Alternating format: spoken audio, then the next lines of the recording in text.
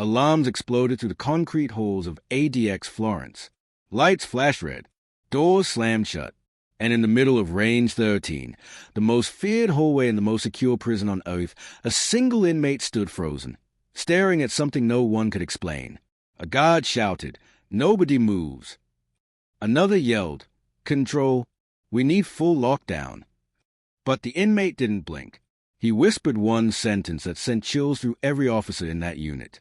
If this place is escape-proof, then how did it open by itself? Everyone turned to look at the cell door behind him. A steel door that weighed more than a small car. A door that should never open without a guard's code. A door that was now standing wide open. And then, a shadow moved inside the dark cell. Was someone in there? Was something in there?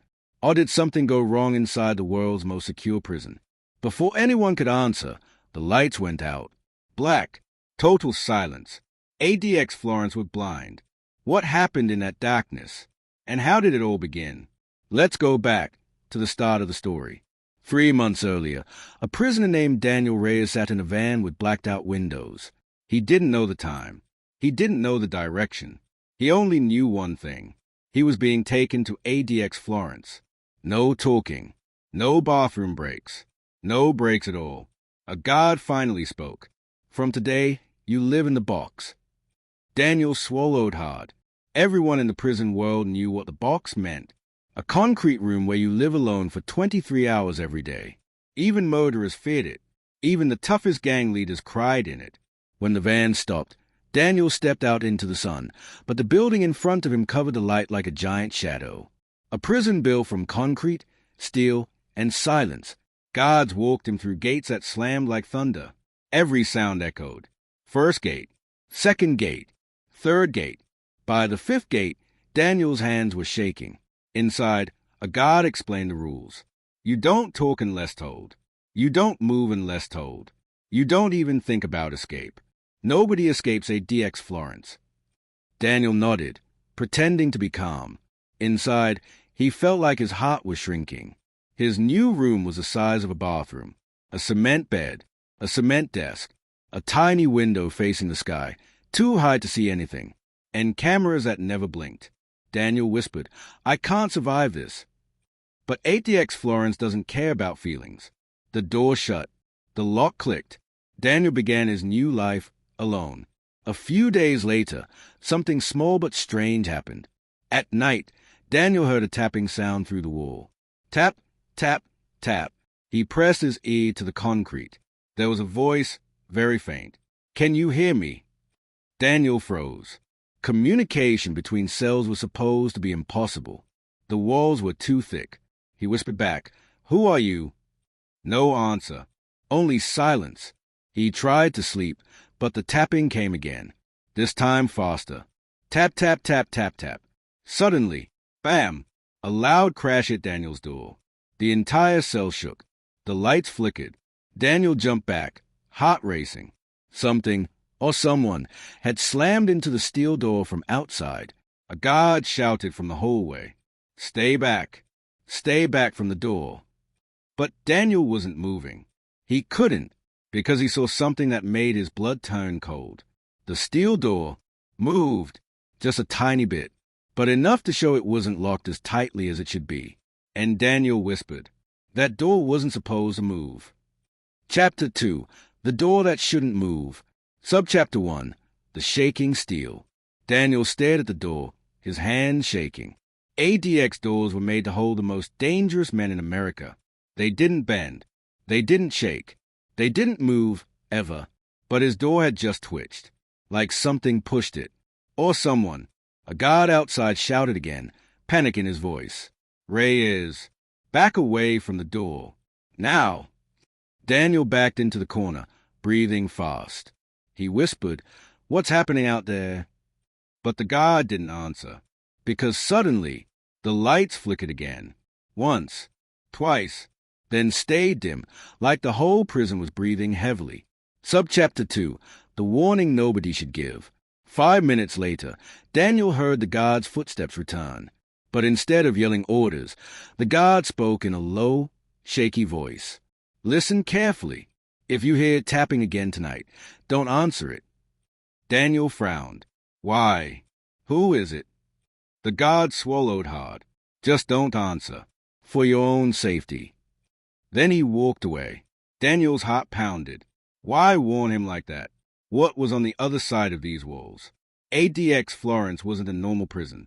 Everyone knew that. It held terrorists, cartel bosses, escape artists, and people the government didn't talk about publicly. But tapping through concrete? That didn't make sense. As night fell, Daniel tried to sleep. But sleep inside ADX felt like trying to rest inside a storm. Every sound felt louder. Every echo felt closer. Then, a new sound started. Not tapping. Whispering. Soft, slow breathing coming from the vent near his ceiling. Daniel sat up, terrified. A voice drifted out. "Why didn't you answer me earlier?" Daniel froze. He whispered back without meaning to. "I don't know who you are." The voice chuckled. "Maybe I'm the only friend you'll have in here." Daniel shook his head. No, this isn't possible." He climbed onto his cement bed, put his ear close to the vent, and whispered, "What do you want?" The voice replied, "To warn you." Daniel's breath stopped. "Warn me about what?" The whispering stopped. Silence. Then the voice came back, sharper, almost urgent. "They made a mistake tonight. Something is wrong with the locks. Something is wrong with the power. Something is wrong with the whole facility." Daniel whispered, "What do you mean?" A deep breath came through the vent, and then the voice said, "You're not alone in your block tonight. It shouldn't be here, but it's already inside." Before Daniel could react, slam, something hit the hallway door outside his cell, hard enough to shake dust from the ceiling. Daniel froze.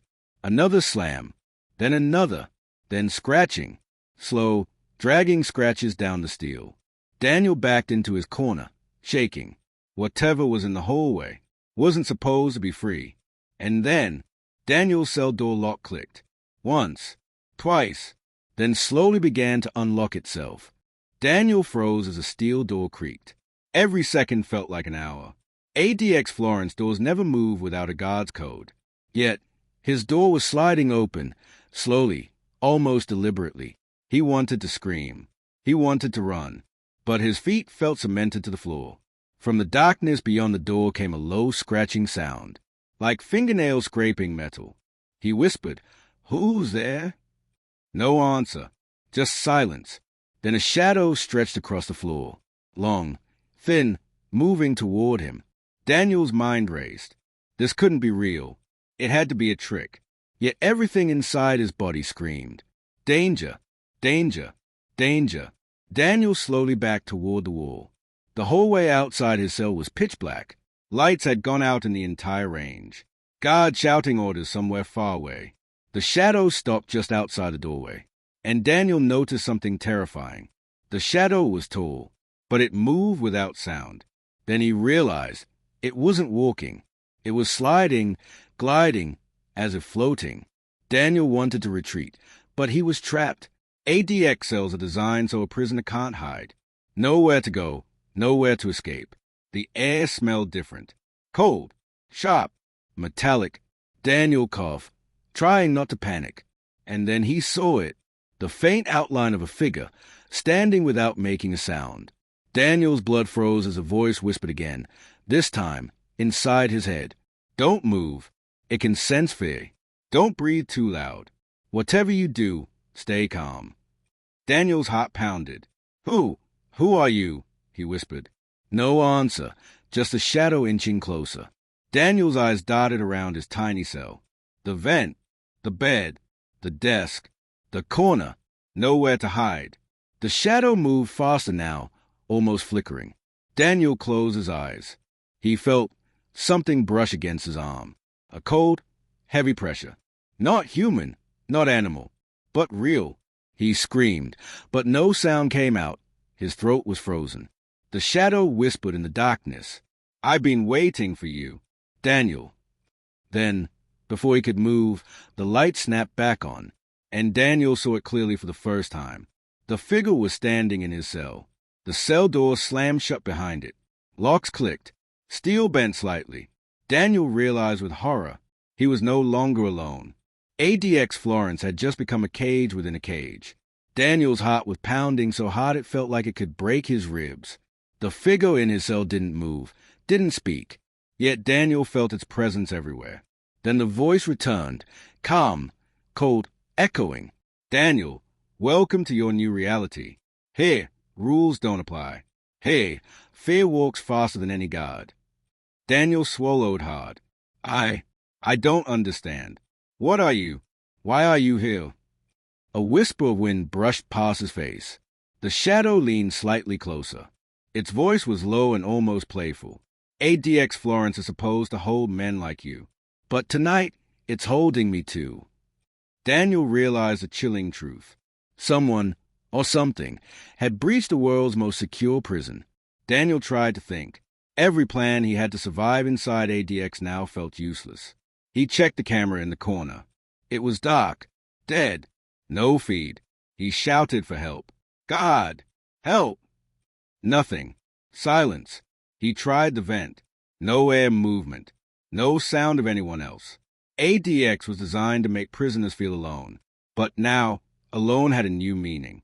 Hours, or maybe minutes, passed. Daniel couldn't tell. Time had stopped inside the cell. The shadow moved again, slowly, silently. Daniel noticed small details now. No face, but eyes glowing faintly. Long fingers that didn't look human. Every movement precise, deliberate, like it already knew Daniel's fear.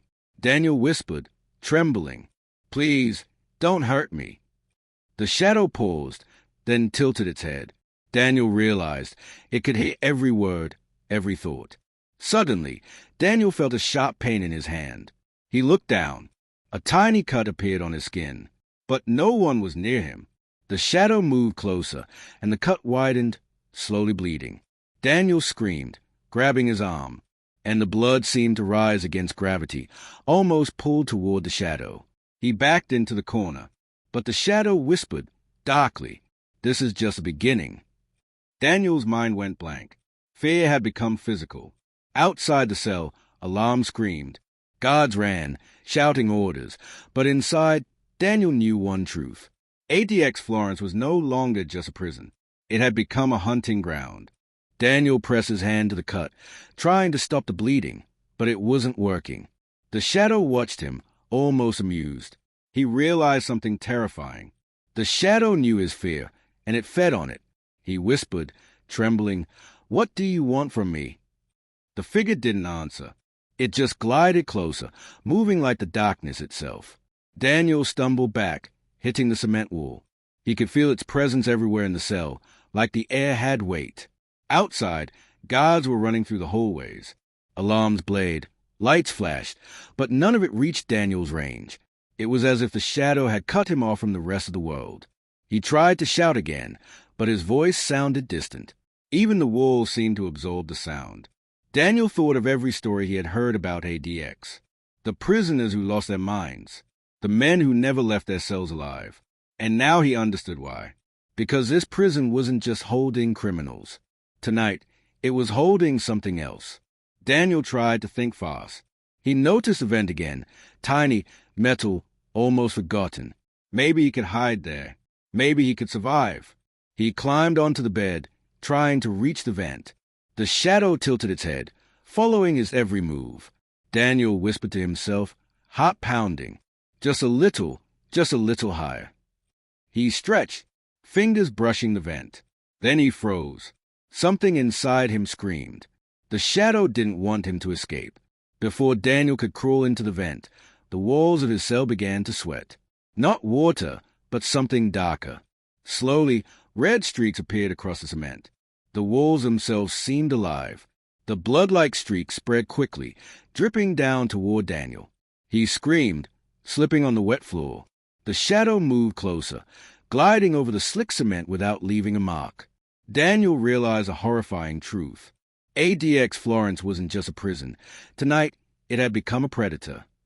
Daniel slid back against the wall, heart pounding, watching the red streaks creep closer. It wasn't water.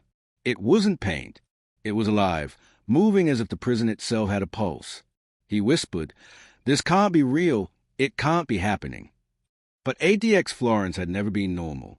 Its walls were meant to trap the most dangerous men on Earth. But tonight, they were hunting Daniel. The shadow hovered silently near the cell door. No movement, no sound, just waiting. Daniel realized he had no chance if he stayed here. Daniel's eyes darted to the tiny window near the ceiling. Outside, the sky was dark, stars barely visible. He remembered the guard warning from before. Don't trust anything in this block.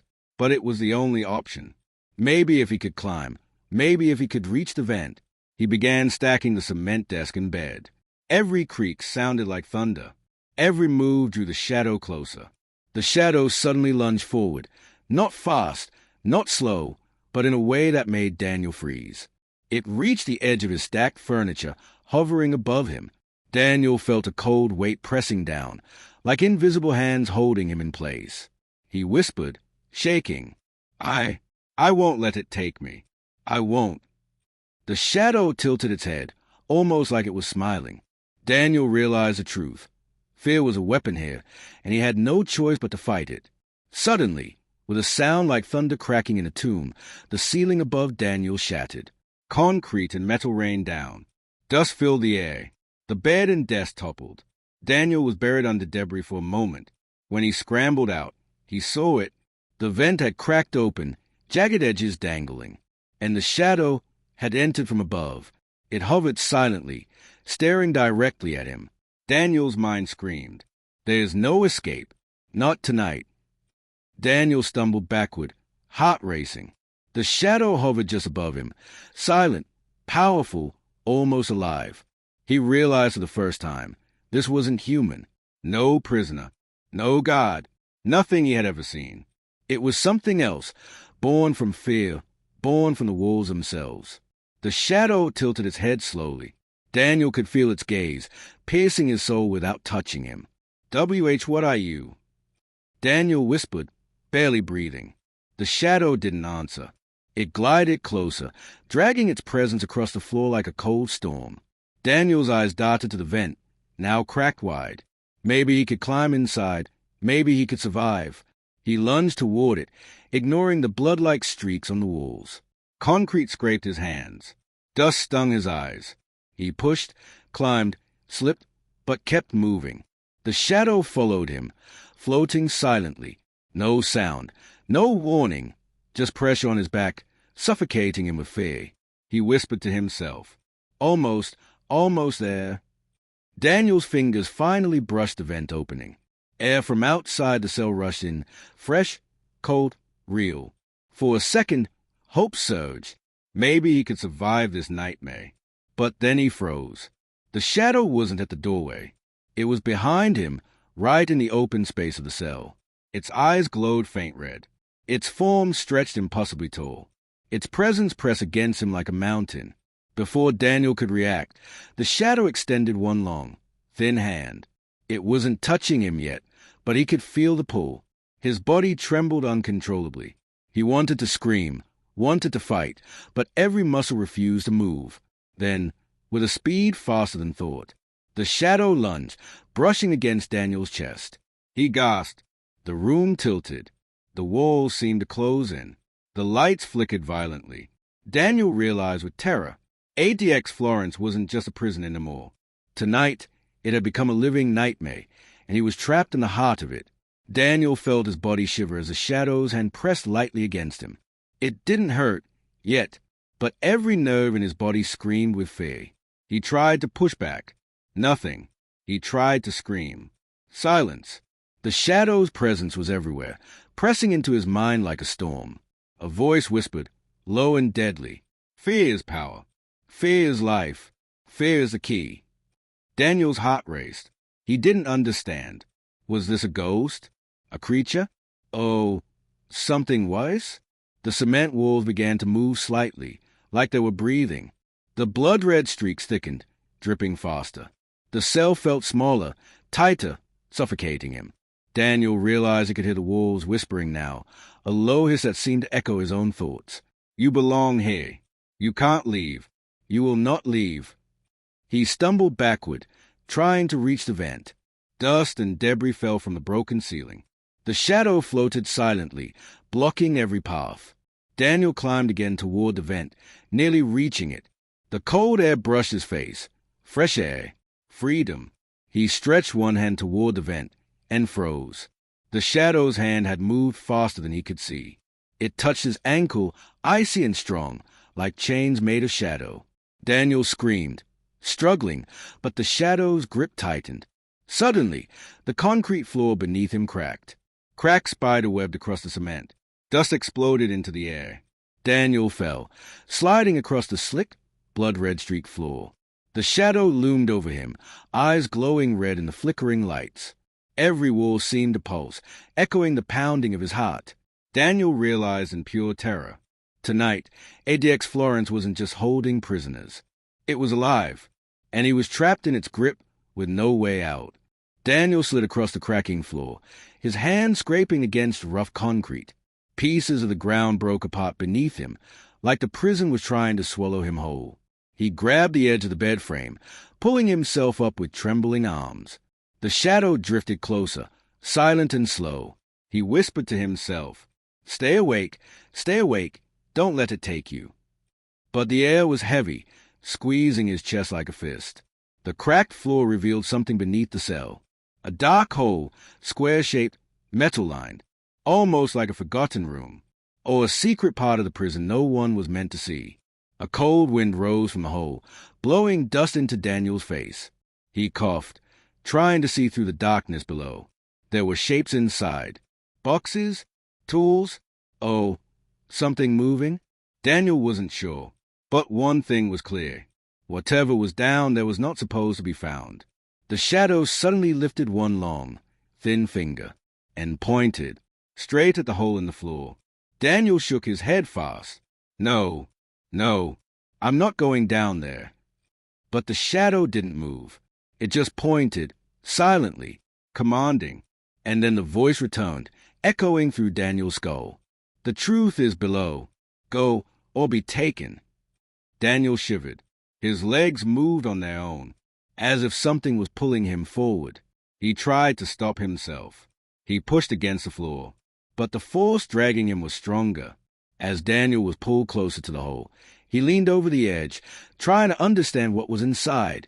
He squinted into the darkness, and something grabbed his wrist. A real hand. Human. Cold. Strong. Daniel screamed, trying to yank himself away. The grip tightened. From inside the hole, a voice rasped, "Don't let it take you. Pull me out before it comes back." Daniel froze, because the voice was desperate, human, and terrified. But the shadow behind him suddenly grew taller, darker, its eyes glowing a deeper red. And Daniel realized he was now trapped between two nightmares, one above and one below. Today, Alcatraz stands silent. The steel doors no longer slam, the guards no longer shout, and the escape sirens no longer echo across the bay. But the ghosts remain in every corridor, in every cell, and in every story left behind. For some men, Alcatraz was the end. For others, it was the beginning of a legend.